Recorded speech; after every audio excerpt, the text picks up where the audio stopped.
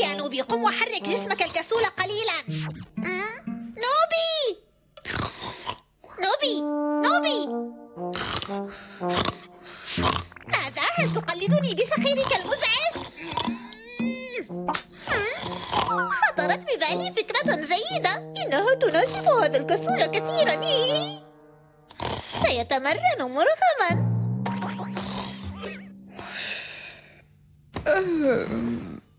أداة منزل الرياضة القاسية.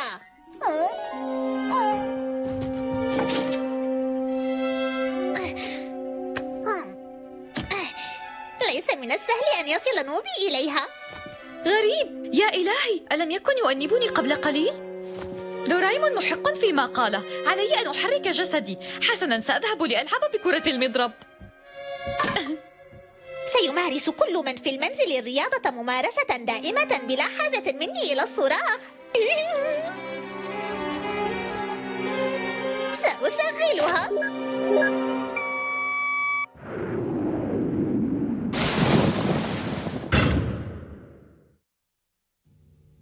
ماذا؟ أين نوبي؟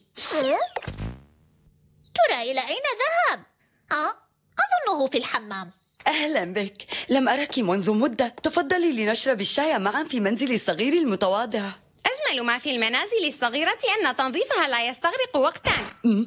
معك حق. حسنا، سأقبل دعوتك هذه. أهلا وسهلا، تفضلي. لا يمكنكم الدخول. تصرف سيء يا دورايمون، أهكذا تستقبل الضيوف؟ اعذري يا سيدتي. إن دخلتما فسيكون عليكما ممارسة الرياضة، ولهذا أمنعكما. ممارسة الرياضة؟ عدت لاستخدام الأدوات الغريبة دورايمون؟ أنا ماهرة جدا في ممارسة التمرينات الرياضية، هيا نفعل ذلك. إن أردت ذلك فلا بأس. تستطيعان الدخول. أهلا بكم في منزل التمرينات الرياضية القاسية. سيبدأ التمرين بعد قليل. ابذلوا جهدكم لتصلوا إلى الهدف. أهلا وسهلا، تفضلي من هنا. الرواق المتحرك. يحدث شيء غريب هنا. يبدو لي ذلك. إن أرض الرواق تتحرك. لا تتوقفا وتابعا المسير. زيادة السرعة، ابدأ التمرين الآن. اقفزا بسرعة. أهلا بكم في الغرفة النطاطة.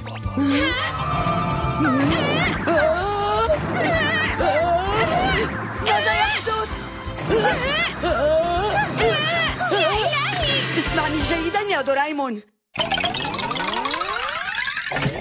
عنوان الحلقة: المنزل الذي يجبرك على التمرينات الرياضية.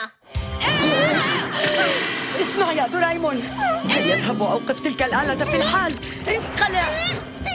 الرواق المتحرك، السرعة القصوى. أتريد صعود الدرج؟ حاول إن استطعت. لا يمكنني الاستعانة بأدواتي في المنزل الرياضي. يا إلهي، الدرج عال جدا، لن أقبل بالخسارة. تسلق هذا الدرج صعب. أرجو المعذرة، لم أستطع تقديم الشاي. لا بأس، فهذه التمرينات لن تسمح لك بإعداده. التالي هو القضيب المعدني. لقد حان وقت الدوران. ألم تنتهي التمرينات بعد؟ من الرائع أنك تمارسين التمرينات الرياضية مجانا في منزلك في أي وقت تريدين. معك حق. حسنا، فلنبدأ بالدوران الآن. لنبدأ. جيد جدا، تابعا. انتهيت أخيرا من الدرج، بقي قليل لأصل إلى الغرفة. عليك القفز لتصل إلى الغرفة. هل أنت خائف؟ أنا لا أخاف.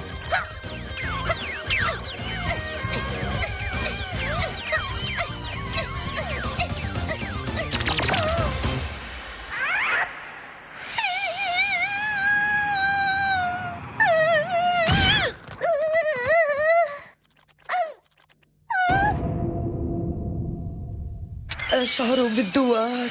وأنا أشعر بالدوار. انتهى وقت التمرين. لقد تعبت كثيرا وجف حلقي. ما رأيك أن نشرب العصير؟ سأكون شاكرة لفضلك. تحدي الوصول إلى المطبخ. البداية من الرواق المتحرك. قاومي قليلا، نكاد نصل إلى المطبخ. حسنا، سأبذل جهدي. والآن دور القفز على الحواجز. بقي قليل على الوصول.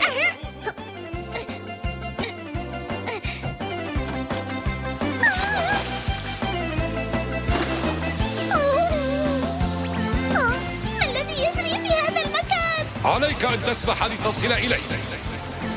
ولكنني متعب جدا. خط النهاية.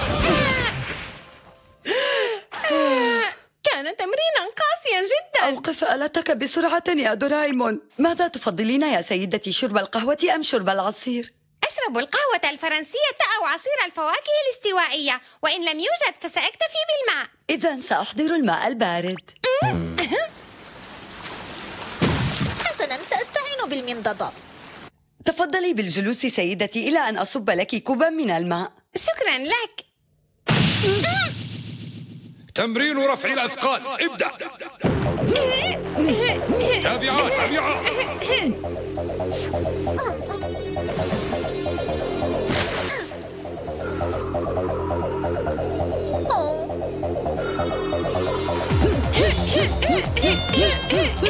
انتهى الوقت.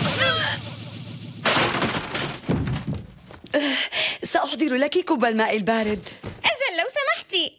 التمرين التالي هو صد الكرات. هذا مؤلم جدا.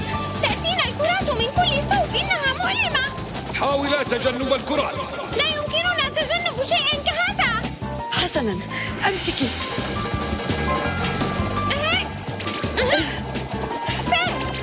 أجل. انتهينا. سأحضر الماء. أجل لو سمحتي. حسنا، سأصعد.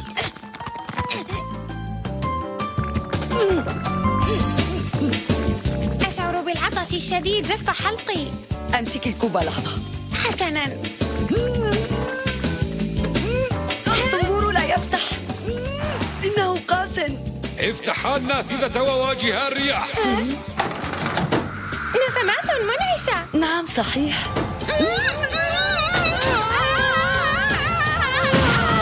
النهاية. أرجوك أوقف الآلة يا دورايمون. أصبتها. خذها، هيا. تابع، هيا. توقف. كانت ضربة موفقة. يبدو أن دورايمون أخفق في إيقاف الآلة. أنا سأوقفها. هل تستطيعين ذلك؟ بلا شك، لا تستخفي بقدراتي. حسنا، سأرافقك. الهدف هو الوصول إلى الطابق الثاني. هل تستطيعان؟ أجل. حسنا، نحن سيدتان سنتغلب على الصعاب التي ستواجهنا. أنا قادمة. أنا أعتذر. لقد أخطأت الاتجاه.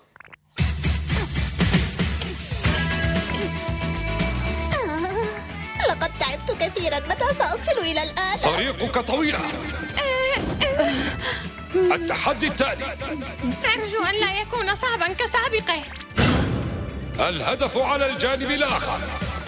هيا بنا نعبره. هيا. احذرا الوقوع في الماء.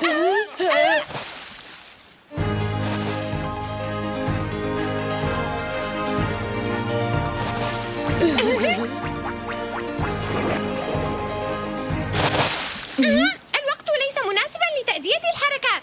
معك حق. الهدف داخل الخزانة. لقد تعبت.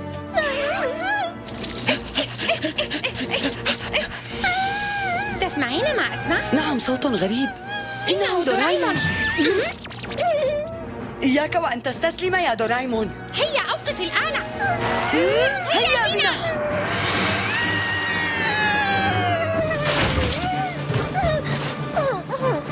زر الإيقاف.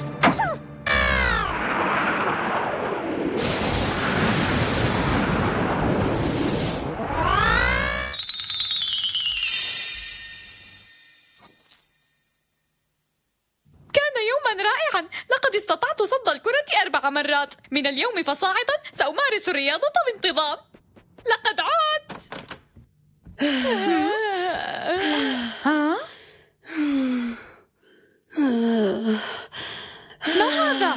ألا تزالون نائمين إلى الآن؟ هيا انهضوا وحركوا أجسادكم قليلا. تستطيعون الخروج إلى حديقة المنزل وممارسة الرياضة. التمرينات الرياضية مهمة لصحة أجسامنا وعقولنا.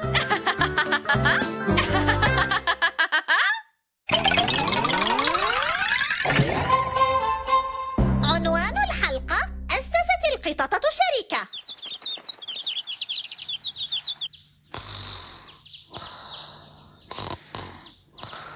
سيصحو الآن.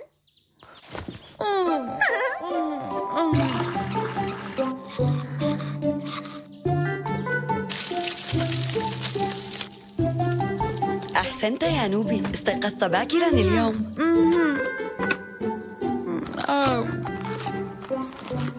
رافقتك السلامة.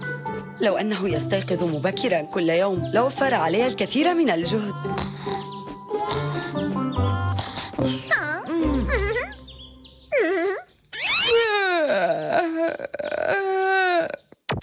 استغرقت في النوم. سأتأخر. تذكرت، لقد أعطيتني هذه الساعة بالأمس. طالما أنك تلبسها سينتظم وقتك يا نوبي وتنجز واجباتك على أكمل وجه. هكذا إذن. شكرا جزيلا يا دورايمون. بفضلك سأصل إلى المدرسة باكرا. أراك مساء. رافقتك السلامة. أرجو أن يلتزم. انظر، لقد اشترى لي والدي هذه الساعة الجديدة، أليست جميلة؟ ساعة جميلة، سأستعيرها. اترك ساعتي الجديدة يا عملاق. سأستعيرها بعض الوقت. أشياؤك هي أشيائي وأشيائي هي أشياؤك أيضا. ألا تناسبني؟ ولكن الساعة لي. لا داعي للقلق من أجل الوقت يا سونيو، سأخبرك به متى أردت ذلك. نوبي؟ هذا يعني تأخرنا. ومن قال لهما إنني متأخر؟ إنها شيزو. صباح الخير. صباح الخير. ما الأمر؟ لا تبدين بخير. ألديك ما يزعجك؟ حتى إن أخبرتك فلن تستطيع مساعدتي. بل أستطيع. سأفعل أي شيء لمساعدتك على حل المشكلة. حقا؟ ستساعدني على حل مشكلتي؟ شكرا. ثقي بي. هذا يسعدني. سأراك بعد المدرسة.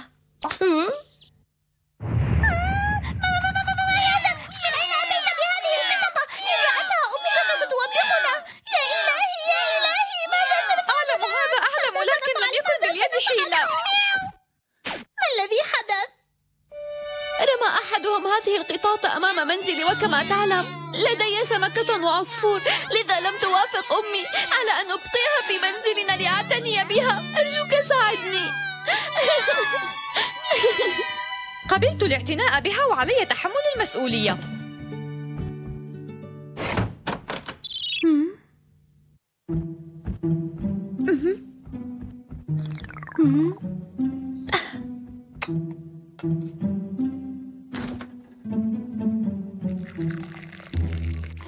دورايمون، أحضرت طعام القطاط.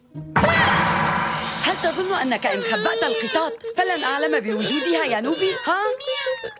أخرجها من هنا في الحال.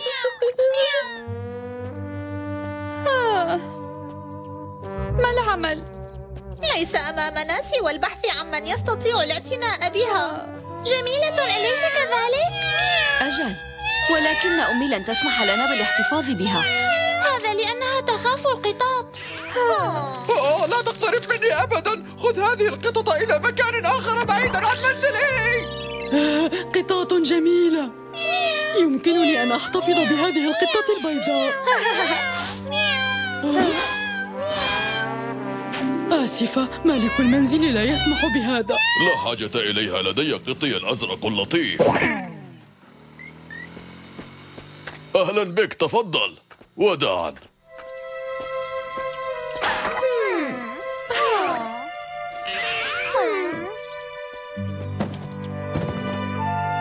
آسف. قد يعثر عليها أحد ما ويأخذها.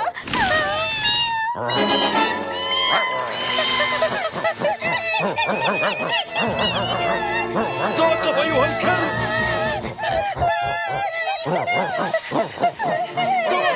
قلت لك توقف! كف عن النباح!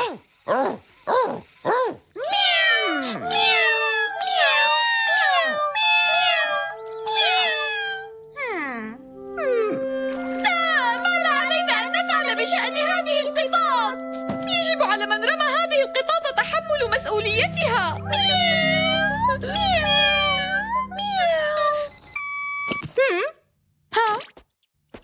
مهلا، ماذا يحدث؟ إلى أين أنا ذاهب؟ وقت الدراسة.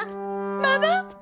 ضبطت المنبه على موعد المدرسة ثم الدراسة. كيف سندخل المنزل بهذه القطاط؟ إن رأتها أمي في المنزل فستوبخني يا دورايمون.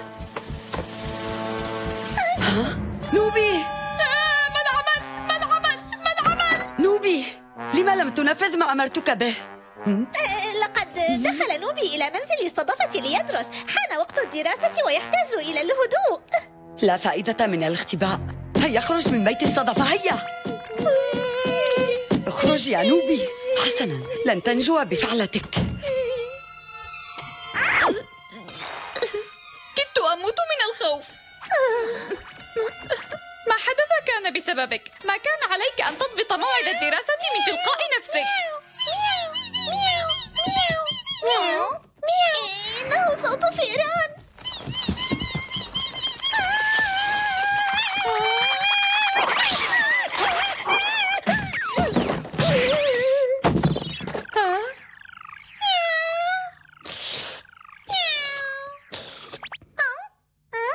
لدي فكرة. ماذا تفعل؟ ستعلم فيما بعد. أرجو ألا تحتاج القطاط إلى كثير من الجهد مثلك.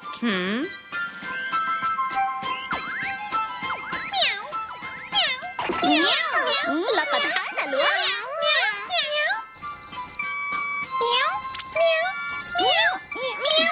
مذهل، لقد نجحت خطتي. أرأيتها؟ قد بدأت القطاط بالصعود إلى العلية. ماذا بعد ذلك؟ ستصطاد القطاط جميع الفئران التي في العلية بعد سماع صوت المنبه. ستلقن الفئران درساً.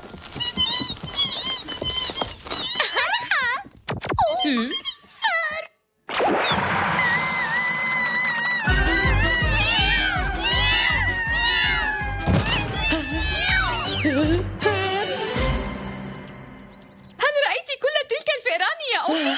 طردتها هذه القطاط الصغيرة من العلية. لا شك أنها ستكون مفيدة. حتى لو كانت القطاط ذات فائدة فلن أسمح ببقائها هنا.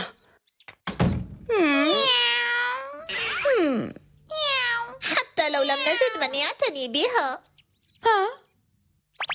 ستعيش القطاط وحدها. لذا أرجو منك ألا تقلق عليها يا عزيزي نوبي. ما الذي تقصده؟ سأشرح لك الأمر. سنسير القطاط في أوقات محددة كل يوم لتطرد الفئران من منازل قد تم الاتفاق مع أصحابها على ذلك، وهكذا سنحصل على المال الكافي لشراء طعامها من متجر القطاط، وعندها لن تحتاج إلى من يعتني بها ويقدم إليها الطعام والشراب. فهمت ما تقصده يا دورايمون. ستؤسس هذه القطاط شركة لاصطياد الفئران. هذا ما قصدته. لنبحث عن أصحاب البيوت. هل ستخلصني القطاط من الفئران؟ أجل، هذا مؤكد. ستكتشف ذلك بنفسك سيدي.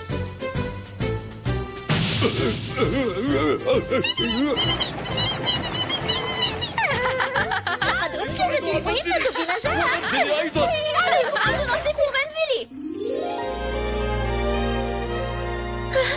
إنها قطة جميلة. لن أنسى معروفكما أبداً.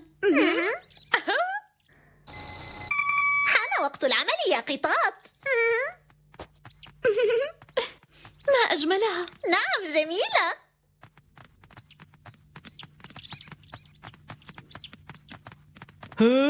يرتدون ساعات جميلة.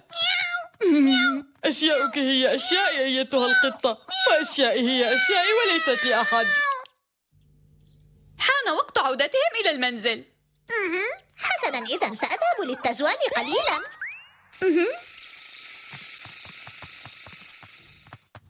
أهلا بعودتكم. التزموا الهدوء كي لا تزعجوا أمي. ماذا؟ هناك قط أبيض مفقود. ها؟ أهناك شيء ما يا عملاق؟ جسدي يتحرك وحده.